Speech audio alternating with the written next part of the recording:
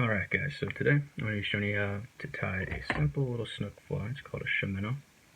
Like that. It's just supposed to imitate a little bait fish, right? So the materials you're going to need for it today is just a 1/0 hook. Right? I don't use stainless steel because if it gets caught in the fish's mouth, right, and you have to cut it out or whatever, it's not going to rust in the salt water and then hurts the fish. So I use non-stainless steel. And then you want craft fur. Just pearl chenille. You can get that at any fly shop you need. Flat wax nylon thread. I use nylon because it's a lot stronger than that cotton stuff they give you. And then monofilament eyes as well. So your first step, obviously, is clamping in your hook to the vise, and then you want about 3 inches of line hanging out just to have something to hold on to. You want to always wrap away from it, right? So place it on the shaft of the hook, right by the eye. And you're just going to start wrapping over this little tag end here. Now I like to hold it on the top, on the ridge of the shaft, just to make it look a little neater. It doesn't really matter. I'm not showing anybody but the fish, right? And then you want to wrap right till you get to the point of the hook. And take your tag end and trim that off. Now step 2 is the craft thrust. You're going to give it a tail. So what I like to do, right, I just simply grab a little tuft of it like this. This is really messy stuff, so it's kind of annoying, but, just be careful if you're on carpet, So trim off a little bit of it. I just pinch off a chunk and then snip it. And then with craft fur, it's all sorts of sizes in there, right? You got, 3 inches, and then when you get towards the part where you cut, you got ones that are like a 1/4 inch. So you're trying to get rid of those real tiny little hairs. You see I'm pulling all those little ones out. Because those have a tendency of making your wraps not as tight, which is an issue when you got fish pulling at the tail all day. Pull your tail right out, and then you just got an ugly looking thing hanging at the end of your line. So what you want to do is you want to pull those out, and then you want to trim it up just so it's flush. If you don't have to, I like to do it. And then you want to pinch it right at the end you just cut, and then repinch it so you can hold on to it. And you're going to lay it right on your last wrap, right where you're pinching. And take your line. And take your line. And gently wrap it over. There you go. And now tighten down. You want to pull down. If you pull to the side, it's going to turn on top of it, or flip it around the hook, so you want to be careful. So pull it down in front of you, and then start tightly wrapping towards the eye of the hook right here, okay? Do that, and that's just giving the fly a little more body, making it look a little bigger, but not so big that it's unnatural, okay? And then I wrap all the way back just to make sure I didn't miss anything, and then up right, I'd say about 2 centimeters before the eye of the hook, maybe 1.5. And then you're going to take your monofilament eyes, which I know they're impossible to see, but they're just little things, little dumbbells. And then you're going to lay it perpendicular, right, to your actual fly. So the best is actually putting it at sort of like a 45 degree. And I wrap 3 times over it one way. And then I kind of straighten it out.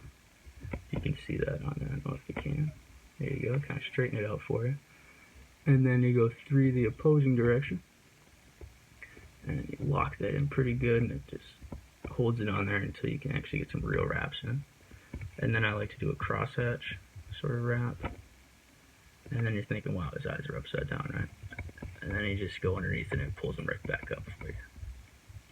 And you kind of want them looking a little goofy at first, because that chenille that I mentioned earlier, it's going to hide all your crimes, and it's going to look kind of nice. Up to the eye, and then I go all the way back to the tail.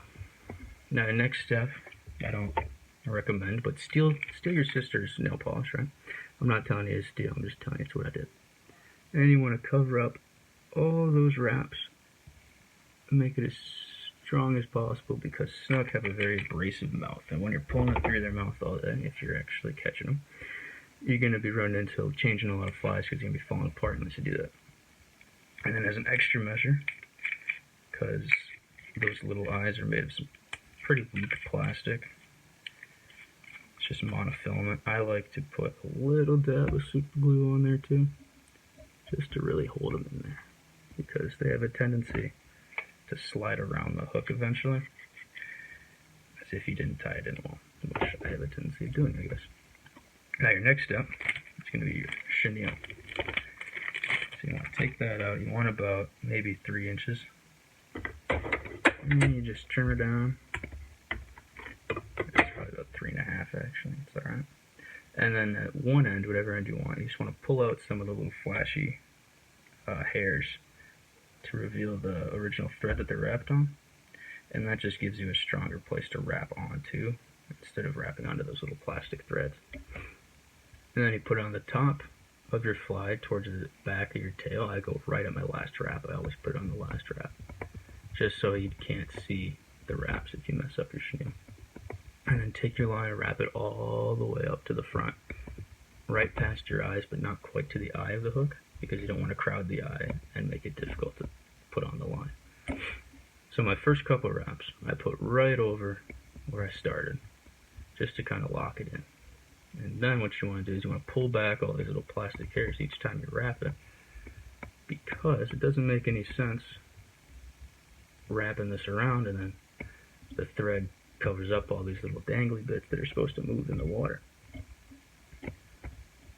So you just want to wrap it up all the way right behind the eyes and then right in front of them.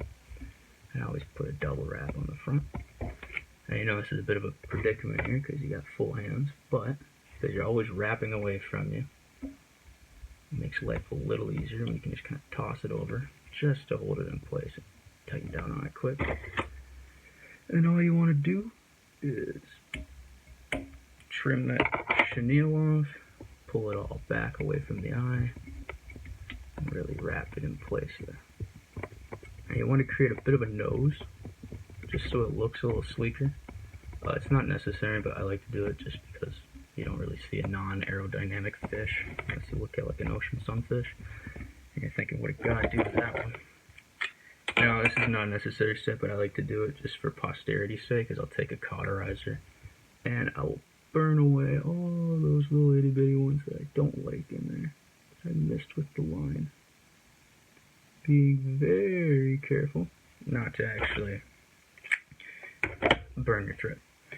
Now your next step here, you don't have to have the specific tool for it, but this is called a whip finish tool. It's the same thing as making a half hitch at the end of it. You can really just tie it over itself twice. But what the whip finish tool does is it takes your line, hooks onto it, and kind of wraps it around itself. And you just go over that a couple of times, lock it in place. Just pretty near done. All you gotta do is cut it here, and then raid your sister's nail polish again, and cover up that last knot, like so.